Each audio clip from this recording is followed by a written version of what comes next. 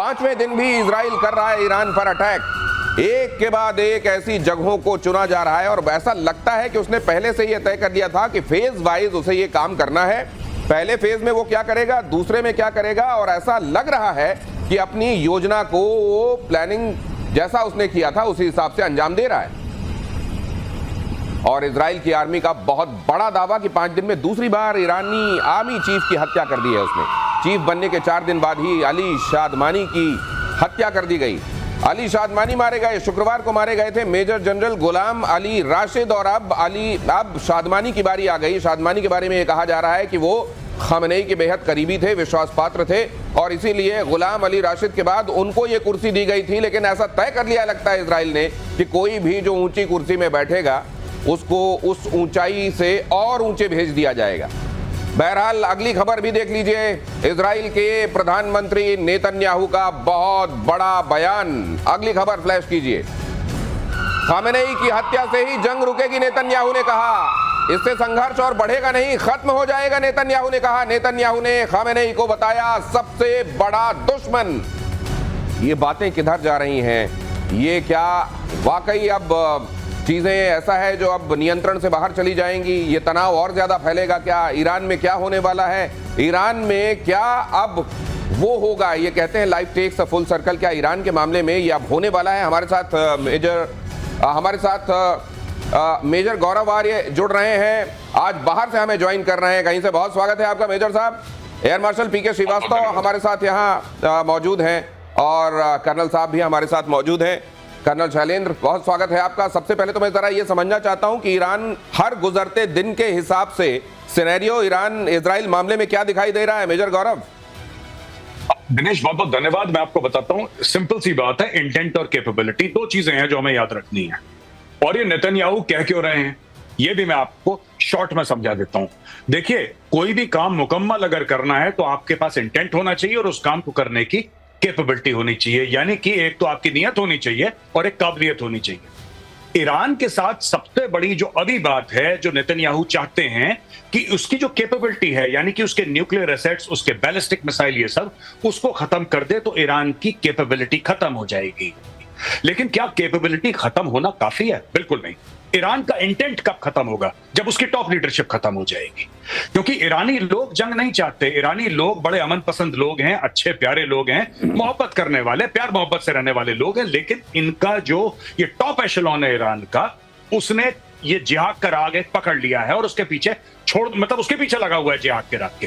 तो इसकी ये that is why Netanyahu is saying कि जब तक खमेनेई को आप नहीं निपटाएंगे ये जंग नहीं खत्म होगी और उसके बाद एस्केलेशन नहीं होगा, उसके बाद डी एस्केलेशन होगा, सब शांत हो जाएगा। इंटेंट एंड कैपेबिलिटी है दिनेश। इंटेंट एंड कैपेबिलिटी, ये इंटेंट क्या है वो तो इजराइल लगातार दिखा रहा है और कैपेबल है वो ये भी लगातार दिखा रहा है। लेकिन ये लीडरशिप का सफाई मुझे बहुत अच्छे से याद है। ऑपरेशन सिंदूर के दौरान जब हम लोगों की बातचीत हो रही थी तो आपका और एयर मार्शल श्रीवास्तव लगातार ये कहते रहे थे कि आप वहां टारगेट कीजिए आर्मी की लीडरशिप को और ये भी तय कीजिए कि वहां बेशक रिटायर हो जाए वहां का जनरल, लेकिन उसको छोड़िए मत, फिर उसके अंजाम तक पहुंचाइए, तब इनको इबरत हासिल होगी। क्या ये बात इजराइल बहुत पहले भांप चुका है? बिल्कुल भांप चुका है और इजराइल हमेशा से करता रहा है। आपने देखा कि हिजबुल्लाह के मामले में उसने वहां की लीडरशिप खत्म की, हमस के मामले में लीडरशिप खत्म की, हूती की भी लीडरशिप खत्म की, और यहाँ पर भी पहला निशाना मिलिट्री और साइंटिफिक लीडर्स, न्यूक्लियर जो लीडर्स थे उन पर किया।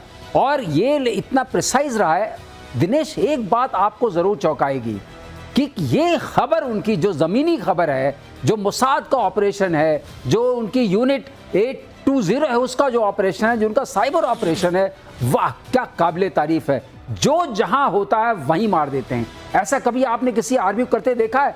निशाना और सिर्फ उतना ही, लीडरशिप को खत्म करते हैं, लॉन्चर्स को खत्म कर दिया।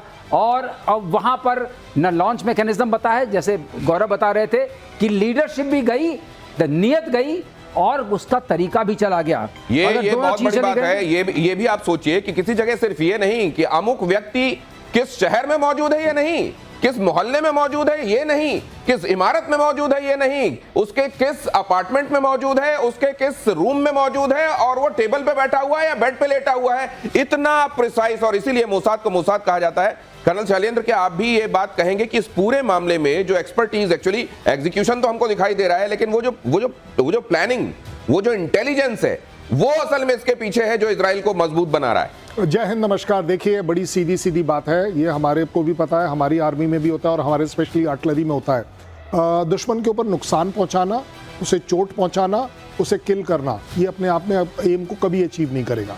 हम बोलते हैं इसे कि inflict such prohibitive losses that the will to fight should get killed.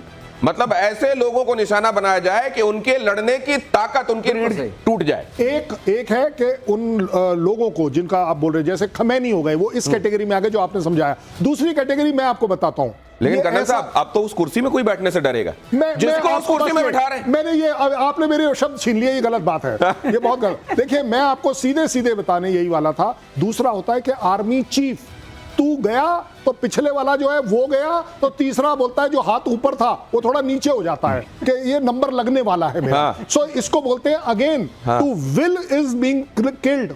As far as Iran is concerned, I think हम इसके ऊपर बात जरूर करते हैं, लेकिन इसको हमें सीख कर करना एक बहुत बड़ी बात। कर्नल साहब जो कह रहे हैं, ये मेजर गौरव आर्य, ये तो अब ये वाली बात हो गई है। कई लोग जो कमांडर इन वेटिंग होते हैं, उनके लिए तो ये मौका होता है कि भाई साहब वो कुर्सी पर जाएं, लेकिन अब तो ये कहेंगे नहीं हम बगैर कुर्सी के काम कर देंगे, लेकिन आप हमको डेजिग्नेट मत कीजिए।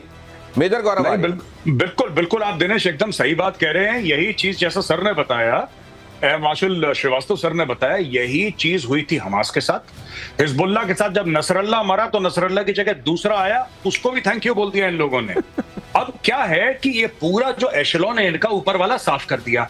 आज आप चाहे बात करें ये इस्लामिक रेवोल्यूशनरी गार्ड कोर की बात करें, आप इनकी रेगुलर आर्मी की बात करें, आप इनके इंटेलिजेंस सेटअप की बात करें, आप इनके एयर डिफेंस की सेटअप की बात करें, बड़ी सुंदर बात बोली थी सर ने, बड़ी खूबसूरत बात बोली थी कि ये रिफ्यूलिंग कर रहे हैं तेहरान के ऊपर। अब आप समझ लीजिए इस लेवल की एयर सुपीरियरिटी कि ये रिफ्यूलिंग कर रहे हैं। Refuelling is done in safe skies. Tehran के ऊपर रिफ्यूलिंग, इसका मतलब समझ लीजिए कि किस कदर वहां के समझ लीजिए आसमान पर नियंत्रण हो गया है इजराइल का। अगली खबर देख लीजिए, वर्ल्ड वॉर का खतरा और ज्यादा बढ़ गया। G7 देशों का इजराइल को खुला समर्थन। G7 के नेताओं ने कहा है कि ईरान को कभी परमाणु हथियार न मिले, तो वहीं दूसरी तरफ 19 मुस्लिम देश इजराइल के खिलाफ हैं। चीन ने तेहरान में अपने दूतावास से कर्मचारियों को निकाला। ये लीजिए जरा, ये भी देखिए, चीन ने तेहरान में अपने दूतावास से कर्मचारियों को निकाला। ये दुनिया में जो बाकी जगहों पर डेवलपमेंट चल रहे हैं, खासतौर से G7 की तरफ हर किसी की निगाह है क्या चल रहा है कनाडा में।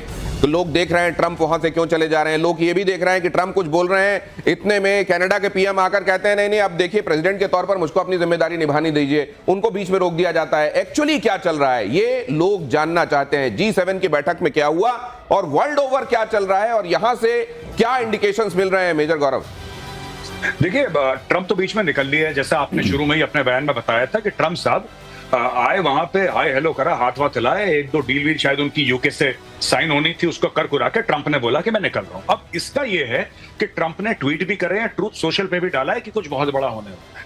ट्रंप थोड़ा शोमैन किस्म का भी आदमी है, तो नहीं, मुझे ये समझ में नहीं आता, इमैनुअल मैक्रों ने अगर कोई बात कही थी तो इमैनुअल मैक्रों के ट्वीट को ये कहते हुए कि इनको तो कुछ मालूम नहीं है मैं क्या करने वाला हूं, ये हमेशा गेस कर, ये करने की क्या जरूरत थी उनको। नहीं, देखिए, वो टेलीविजन का आदमी है, वो रियलिटी टेलीविजन का आदमी है। आप ये समझिए ना, आप उसका बैकग्राउंड देखिए ट्रंप का, तो ट्रंप यही करता है हर समय कि दिखाने के लिए कि I am the boss of the room, कोई मुझे नहीं भांप पाया, मैं सबको भांप लेता हूं, मैं बताता हूं। अब उसने क्या बोला है, उसने जो ये संदेश दिया है ना कि तेहरान खाली करो, ये कल का संदेश है कि तुम तेहरान खाली करो, ये किसके लिए बोल रहा है वो ट्रंप?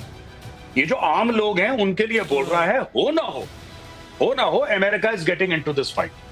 अगर चीजें एक आध दिन में 48 घंटे के अंदर अगर चीजें उस तरीके से पटरी पे नहीं आई जैसे ट्रंप चाहता है, तो हो सकता है कि मैसिव बॉम्बार्डमेंट ऑफ तेहरान। और यह बात ट्रंप भी समझ चुका है, भली भांति परिचित है कि जब तक रिजीम चेंज नहीं होगा मिडिल ईस्ट में शांति नहीं आएगी। ये जो इकोनॉमिक कॉरिडोर की बातें कर रहे हैं कि इंडिया और ये पूरा इकोनॉमिक कॉरिडोर यूरोप का आगे तक मिडिल ईस्ट का ले जाने की बात कर रहे हैं, ये सब ख्याली पुलाव है। ईरान तो मना कर रहा है, कह रहा है मैं वो बंद कर दूंगा अपने पूरे सी लेन्स। मतलब आप भी यही कह रहे हैं कि खामेनेई के ऊपर अभूतपूर्व खतरा मंडरा रहा है, क्या आप भी यही कह रहे हैं? मैं आपके पास लौटता हूं। भयानक स्तर पर पहुंचा ईरान इजराइल युद्ध, G7 बीच में छोड़कर अमेरिका लौटे डोनाल्ड ट्रंप, जैसा हम आपको लगातार बता रहे हैं। ईरान के परमाणु कार्यक्रम पर रोक जरूरी है, यह ट्रंप ने कहा। तेहरान को फौरन खाली करने लोग, तेहरान को फौरन खाली कर दिया जाए। देखिए, पहले दिन जब इजराइल ने ईरान के ऊपर अटैक किया तो ट्रंप ने कहा नहीं, हमारा इससे कोई लेना देना नहीं, और आज वो कह रहे हैं कि तेहरान को पूरी तरीके से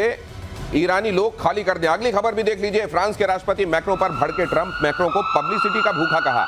मैक्रो हमेशा गलत ही बोलते हैं, ट्रंप ने कहा। इमैनुअल मैक्रो पर ट्रंप ने कसा था तंज। ट्रंप के G7 बीच में छोड़ने पर कहा युद्ध रुकवाने अमेरिका लौटे ट्रंप। मैक्रो ने ये बात कही तो उन्होंने कहा कि देखिए, मैं सीज फायर के लिए लौट रहा हूं, मेरे पास कुछ दूसरे जरूरी काम है। उनको नहीं मालूम है, वो हमेशा गलत गेस करते हैं। पता नहीं उनको एक राष्ट्राध्यक्ष को यूं नीचा दिखाकर क्या मिला, लेकिन मैं अब इसको बड़े लेवल पर ले जाना चाह रहा हूं। ये कहना कि तेहरान खाली करो ट्रंप का, इसका इशारा क्या है? इसका इशारा यह है कि ट्रंप और नेतन्याहू एक ही पेज पर हैं। नेतन्याहू ने भी यही बोला था, तेहरान खाली करो, तेहरान खाली करो, और तेहरान खाली हो रहा है। तो पहली चीज होती है रेजिम चेंज से पहले जनता में एक विद्रोह का भाव सर, आए। आपको बीच में रोक रहा हूं। हाँ। जब से नेतन्याहू ने कहा है कि टॉप डेथ टू अमेरिका कहने वाला और टॉप में ट्रंप का नाम रखने वाला है ईरान, तो तुम देख लो, तभी से सब कुछ बदला है लगता है। और उसने ये भी कहा कि मैं तो उनका छोटा भाई हूं, मैं तो नंबर 2 हूं, पहले आपको मारने के लिए आ रहे हैं। और ट्रंप को याद आ गई कि इलेक्शन से पहले उनके पर क्या आक्रमण हुआ था, तो ट्रंप ने कहा, और मैक्रोन की थोड़ी सी आदत है दिनेश, अगर कहें आप मुझे कहने दें, कि वो बोलते थोड़ा आउट ऑफ टर्न बोल देते हैं मैक्रो। हाँ, थोड़ा आउट ऑफ टर्न बोलते हैं। हर चीज में कहते हैं मैं समझौता करा दूंगा, मैं कूद पड़ते हैं। मतलब ट्रंप को ट्रंप जैसा कहीं कोई मिल जाता है, आप ये कह रहे हैं। तो वो थोड़ा हुआ, तो ट्रंप ने बताया हु इज द बॉस। अच्छा, ये समझ जाओ कि मैं बॉस हूं। अच्छा। और अब मैं जा रहा हूं, कोई सीज फायर कराने नहीं जा रहा हूं, मैं तेहरान खाली कराने जा रहा हूं। इसका मतलब क्या हुआ? इसका मतलब साफ है कि तेहरान के ऊपर अब बड़ी मुसीबत आने वाली है। और खamenei उधर वो कहते हैं, हमारे जो मेजर गौरव को जोड़ना चाह रहे हैं सर आपकी बात पर। हाँ, या जी, मैं बिल्कुल, जो सर की बात है मैं 100% एग्री कर रहा हूं। मैं सिर्फ ये बात एक जोड़ना चाह रहा हूं, सर ने बिल्कुल ये ठीक बात बोली है, सीज फायर से ट्रंप का कोई लेना देना नहीं। ट्रंप बार बार कह रहा है डील, और डील में क्या कह रहा है ट्रंप? कि तुम्हारे पास न्यूक्लियर हथियार नहीं हो सकते। सिंपल सी बात है, तुम्हारे पास न्यूक्लियर वेपन्स नहीं हो सकते। न्यूक्लियर वेपन्स के साथ नेतन्याहू ने यह जोड़ दिया है कि तुम्हारे पास उसके साथ डिलीवरी सिस्टम्स भी नहीं हो सकते। तो ये सिर्फ न्यूक्लियर ठिकानों पर नहीं मार रहा है बम, ये इनके बैलिस्टिक मिसाइल के ठिकानों पर भी बम मार रहा है। राइट। कि एक तो न्यूक्लियर वेपन है, एक उनके डिलीवरी सिस्टम्स हैं, दोनों को बर्बाद कर दो। और यही ट्रंप भी चाहता है। They are on the same page. Sir ने बिल्कुल 100% बात बोली है, सही, I agree with him, they are on the same page. Benjamin Netanyahu ने यह बात कही है कि न सिर्फ उनके पास न्यूक्लियर हथियार नहीं होने चाहिए, बल्कि उनके पास ICBMs नहीं होने चाहिए, इंटर कॉन्टिनेंटल बैलिस्टिक मिसाइल नहीं होने चाहिए, वेक्टर नहीं होने चाहिए जिसको जो न्यूक को लेकर उड़े। अगली खबर देख लीजिए, प्रतिशोध में इस वक्त की बड़ी खबर, अमेरिकी राष्ट्रपति ट्रंप का बड़ा बयान। ट्रंप ने कहा, हम सिर्फ सीज फायर नहीं, असली अंत चाहते हैं। ईरान के पास कभी भी परमाणु हथियार नहीं होने चाहिए। ये बड़ी बातें हैं जो चल रही हैं, और ये ईरान, मिडिल ईस्ट और वर्ल्ड ओवर जो चीजें हैं उनको किस दिशा में ले जाएंगी। आप इसकी मेगा पिक्चर क्या देख रहे हैं कर्नल साहब? नहीं, देखिए, बड़ी सीधी बात है कि अगर आप चीज़ों को इवैल्यूएट करेंगे तो आप ये ज़रूर पाएंगे, ट्रंप एक पार्ट बोलते हैं, नेतन्याहू दूसरा पार्ट बोलते हैं। अच्छा। ट्रंप ने बड़ा क्लैरिटी के साथ कह दिया। और मैं वैसे भी यूएस का इंटरेस्ट बता सकता हूं कि वो हमेशा